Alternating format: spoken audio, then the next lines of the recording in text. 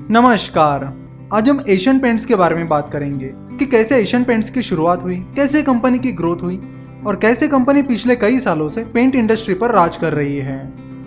मेरी गारंटी है कि आज के इस वीडियो से आपको असली बिजनेस स्किल्स और स्ट्रेटेजीज के बारे में पता चलेगा।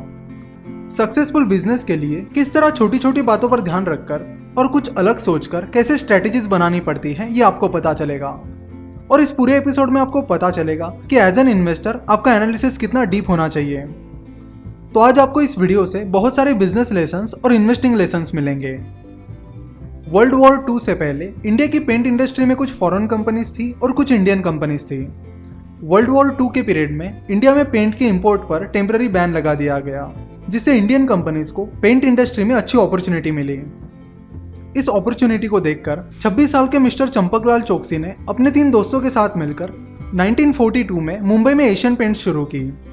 मिस्टर चंपकलाल चौकसी पेंट का कंजम्पशन ट्रेंड पता करने में माहिर थे और फिर उन ट्रेंड्स और पैटर्न्स के अनुसार वो स्ट्रेटेजीज बनाते थे।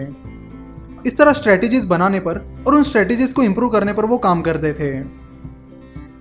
उन्होंने शुरुआत डेकोरेटिव पेंट से की। तब डेकोरेटिव पेंट के लिए सब जगह चूना इस्तेमाल किया जाता था। तो मिस्टर चौकसी के सामने पहला चैलेंज ये था कि एशियन पेंट को एक ब्रांड के तौर पर कैसे खड़ा किया जाए, और उसके लिए उन्हें पेंट डिस्ट्रीब्यूटर्स का साथ चाहिए था। पर बड़ी सिटीज के डिस्ट्रीब्यूटर्स ने उन्हें इग्नोर किया। पेंट इंडस्ट्री में डिस्ट्रीब्यूशन नेटवर्क बहुत ज़्यादा ज़रूरी होता है। उसके बाद भी मिस्टर चौकसी के जुनून में कोई कमी नहीं आई। उसके बाद वो विलेजेस में चले गए, यानी ग्रामीण एरिया में चले गए। उन्होंने अपनी पहली डिस्ट्रीब्यूटरशिप महाराष्ट्र के सांगली में खोली, जो कि तब एक छोटा सा गाँव था। छोटी सिटीज के दुकानदारों को भी डिस्ट्रीब्यूटर की बजाय सीधे कंपनी से जुड़ने में गर्व महसूस होता था और उन्हें पेंट अच्छे दाम में भी मिल जाता था। मिस्टर चौकसी पेंट के कंजम्पशन पैटर्न को कैसे एनालाइज करते थे और कैसे उसके लिए बेहतरीन स्ट्रेटेजीज बनाते थे, यह आपको इस एग्जाम्पल से पता चलेगा। पोंगल, जो कि तमिलनाडु में मनाया जाता है, और पोला, जो कि महाराष्ट्र में मनाया जाता है, इन 2 फेस्टिवल्स में लोग बैल की पूजा करते हैं।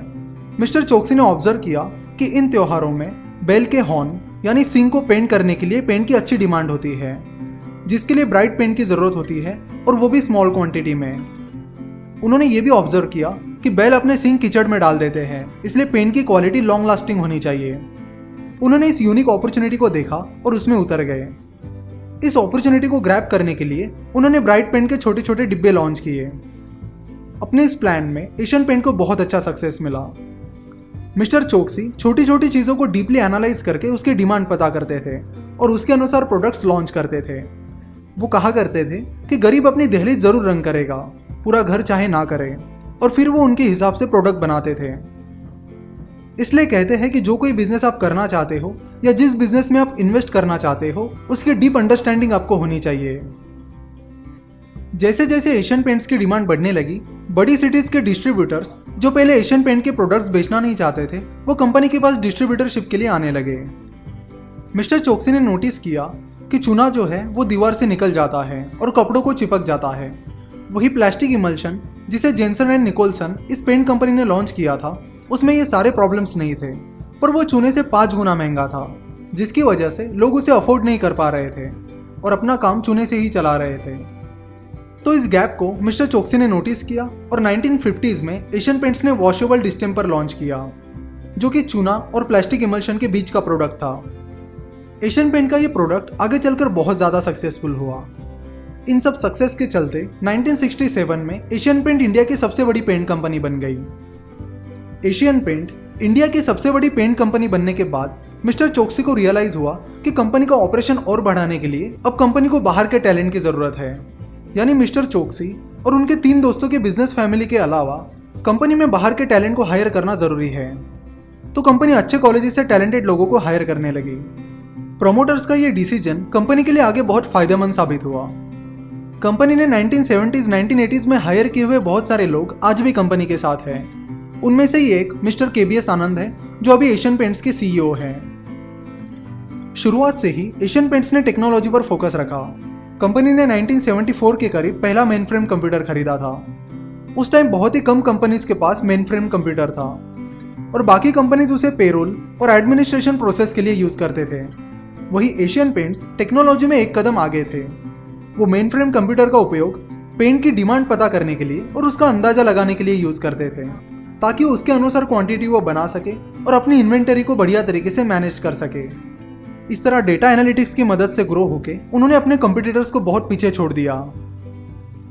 एशियन पेंट ने अपने कोर बिजनेस पर हमेशा फोकस बनाए रखा, जबकि कंपनी का कंपटीटर जेंसन एंड निकोलसन अलग अलग बिजनेसेस जैसे कि hotels, financial services, weighing machines, इनके बिजनेसेस में डाइवर्सिफाई होता चला गया और इस प्रोसेस में उनका फोकस पेंट इंडस्ट्री से हट गया और पेंट इंडस्ट्री में उनका मार्केट शेयर लगातार घटता चला गया।